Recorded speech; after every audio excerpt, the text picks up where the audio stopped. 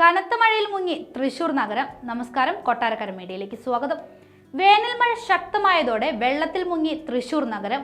മണിക്കൂറോളം ശക്തമായി പെയ്ത മഴയിൽ യാത്രക്കാരും വാഹനങ്ങളും കുടുങ്ങി. വൈദ്യുതി കൂടി നിലച്ചതോടെ വെള്ളത്തിൽ മുങ്ങിയ പ്രദേശങ്ങളിൽ യാത്രക്കാർ വലഞ്ഞു. നഗരം വെള്ളത്തിൽ മുങ്ങിയതോടെ മേയർക്കെതിരെ പ്രതിപക്ഷ കൗൺസിലർമാർ രംഗത്തെത്തി. കാലവർഷം എത്തുന്നതിന് മുൻപ് കോർപ്പറേഷൻ പരിധിയിലെ കാനകളും തോടുകളും നീർച്ചാലുകളും വൃത്തിയാക്കുമെന്നും മേയർ ഉറപ്പു നൽകിയിരുന്നുവെങ്കിലും മഴ പെയ്തതോടെ നഗരം വെള്ളത്തിൽ മുങ്ങുകയായിരുന്നു.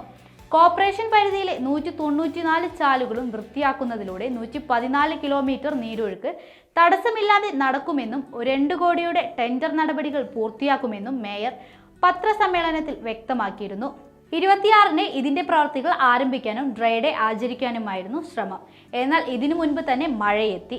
തൃശൂർ റെയിൽവേ സ്റ്റേഷന് സമീപവും ഷൊർണൂർ റോഡിലെ വീടുകളിലും വെള്ളം കയറി. സ്വരാജ് റൗണ്ടിൽ ബിനിക്ക് സമീപവും ജനറൽ ആശുപത്രിക്ക് സമീപവും വെള്ളം കയറി. ലക്ഷക്കണക്കിന് രൂപയുടെ നഷ്ടമുണ്ടായതായി വ്യാപാരികൾ പറയുന്നു. പലയിടത്തും വാഹനങ്ങൾ വെള്ളത്തിൽ മുങ്ങി. ബിഷപ്പ് പാലസിന്റെ മതിലിന്റെ ഒരു ഭാഗം വീണു. മഴക്കാലം എത്തുന്നതിന് മുൻപ് കാന വൃത്തിയാക്കൽ തീരുമെന്ന് വാഗ്ദാനം ചെയ്തിരുന്നെങ്കിലും അത് നടന്നില്ല. ബസ് സ്റ്റാൻഡുകളിൽ നിന്ന് ബസ്സുകൾക്ക് പുറത്തു പോകാൻ കഴിയാത്ത അവസ്ഥയിൽ വെള്ളം കയറുകയുണ്ടായി. വികസന പ്രവർത്തനങ്ങളുടെ ഭാഗമായി റോഡിൽ കുഴിച്ച കുഴികളിൽ വെള്ളം നിറഞ്ഞതോടെ ഗതാഗതവും ഭീതിയിലായി.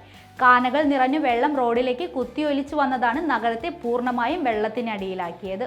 കേരളവർമ്മ കോളേജ് ബസ് സ്റ്റോപ്പിന് സമീപത്തെ റോഡും വെള്ളത്തിൽ മുങ്ങി. കേരളവർമ്മ കോളേജ് ബസ് സ്റ്റോപ്പിനടുത്ത് ശങ്കരയ്യ റോഡിലെ വീടുകളിലേക്ക് വെള്ളം കയറിയതോടെ ജനം മുകളിലത്തെ നിലയിലേക്ക് മാറി. അശ്വിനി ജംഗ്ഷനും അശ്വിനി ആശുപത്രിക്ക് പുറകുവശവും വെള്ളത്തിൽ മുങ്ങി. അശ്വിനിയിലെ CT സ്കാനും എക്സ്റേ മെഷീനുകളും കമ്പ്യൂട്ടറുകളും വെള്ളം കയറി നശിച്ചു. അത്യാഹിത വിഭാഗത്തിൽ നിന്ന് രോഗികളെ മുകൾ നിലയിലേക്ക് മാറ്റി. വെള്ളക്കെട്ട് രൂക്ഷമായതോടെ ഓട്ടോ അടക്കമുള്ള വാഹനങ്ങൾ പലയിടത്തും ഓട്ടം നിർത്തി.